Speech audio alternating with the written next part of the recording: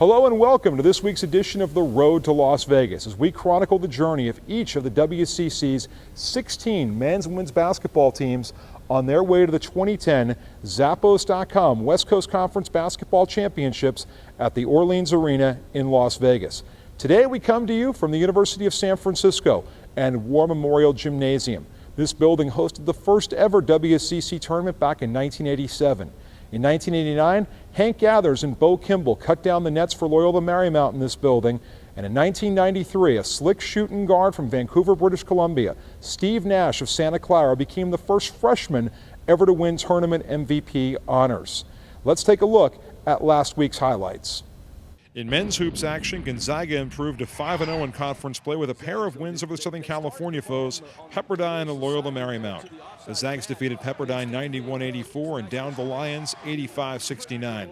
The Waves, behind a career-high 37 points from sophomore Keon Bell, kept the score close, but Gonzaga's Matt Bolden tossed in a career-high 32 to lift the Zags to the win over Pepperdine. Bolden would add 19 points, 6 rebounds, and 4 assists in Gonzaga's win over the Lions en route to being named the National Player of the Week by ESPN.com. Behind 10 three-pointers from junior guard Jared Stoll, the Portland Pilots also earned a weekend sweep of the Los Angeles area schools. Stoll scored 14 second-half points in the Pilots' win over the Lions before tossing in 22 points in the win over the Waves.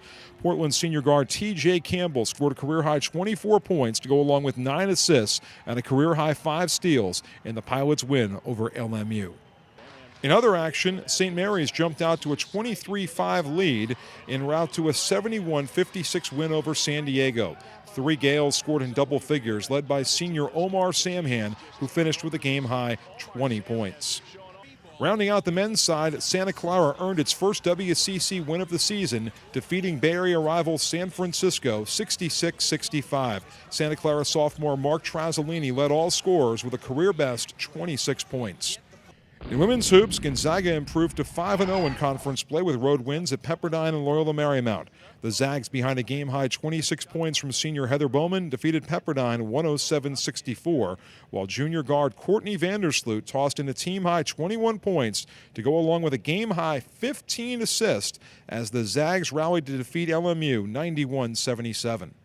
Portland also earned a road sweep at Loyola Marymount and Pepperdine. Portland's Alexis Gannis tallied her 4th career double-double, and the Pilots overcame a late Loyola Marymount rally to defeat the Lions 94-91. In the Pilots' 82-76 overtime win at Pepperdine, sophomore Natalie Day tossed in a career-high 28 points, including 9 in overtime, to lift Portland over the Waves. In other action, St. Mary's held on to beat San Diego in overtime 69-66. Jontel Smith scored a game-high 20 points, but it was sister Jasmine who scored the game-tying layup at the buzzer to send the game into an extra session. Rounding out this week's action, Santa Clara picked up its first WCC win with a 54-47 win over Bay Area rival San Francisco. The Broncos held it on to just 24% shooting from the field, while SCU freshman guard Megan Fulp scored a game-high 18 points. And welcome back. We're now joined by University of San Francisco men's head coach Rex Walters. And Rex, your ball club has a very big weekend coming up. The Portland Pilots visit on Thursday, and then a team called Gonzaga. You've heard of them. They come here on Saturday. I've heard some things about them, yeah. Now, what's the biggest challenge in getting ready for the Pilots and the Bulldogs? You know, quite honestly, with this team and with our youth, it's about trying to get better every day, and we're trying to keep our package as simple as possible as we prepare for Portland.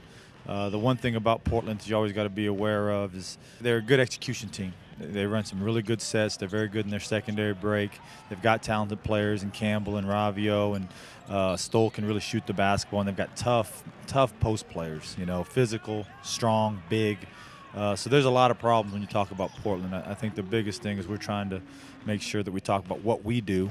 That's our biggest challenge this week. Now, one of the other challenges for you right now, your club sits in 5th place. So if the WCC tournament started today, you'd be playing on Friday. You move up a little bit, you sit out till Saturday. Talk about the importance of playing the 2010 Zappos.com WCC Championships on a neutral floor.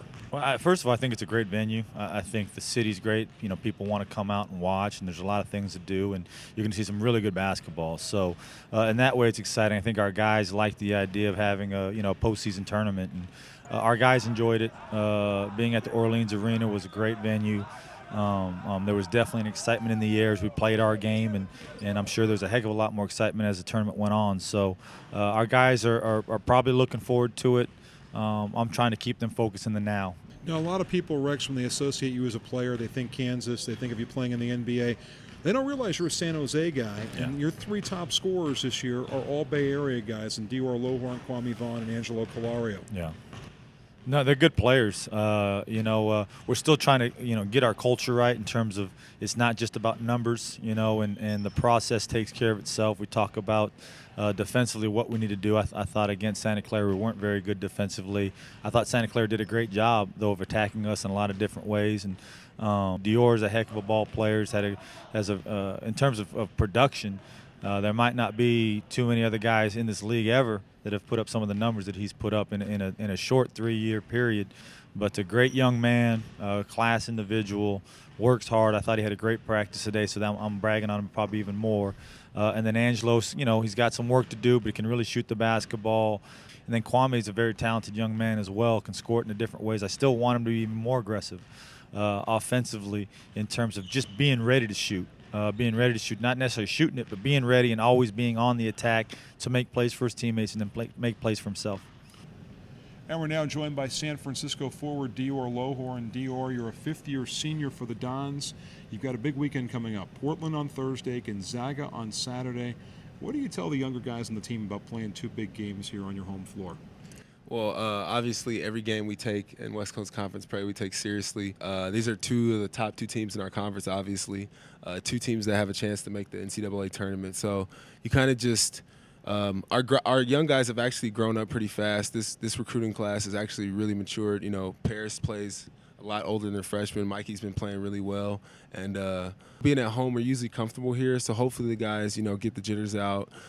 You've been here, this is your 3rd year now, and that whole time you have moved up the scoring charts very consistently and very quickly, and you're getting close to another guy who played here for 3 years. You're 62 points away from passing Bill Russell on the all-time career scoring chart. What does that mean, especially since you and Bill are both East Bay guys? Wow, that's a big accomplishment. He's got the most rings in the NBA. I don't know if that qualifies him for the best player, but he's the biggest winner at the highest level. So it's a huge honor. Obviously, he's the best player that's ever played here, and probably one of the best that's ever played at the NBA level. So. Well, by the time you get to the 2010 Zappos.com WCC Championships in Las Vegas, you'll move up the scoring charts a little bit more.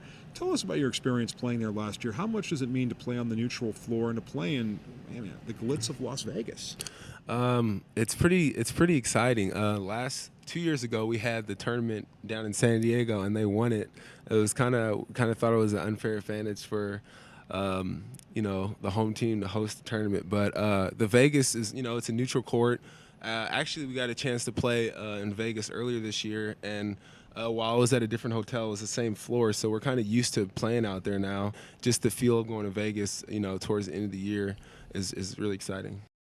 Let's take a look at the coming week of action around the WCC. In women's hoops, Bay Area schools Santa Clara and San Francisco travel to the Pacific Northwest to take on Gonzaga and Portland, while the Los Angeles schools Loyola Marymount and Pepperdine visit San Diego and St. Mary's.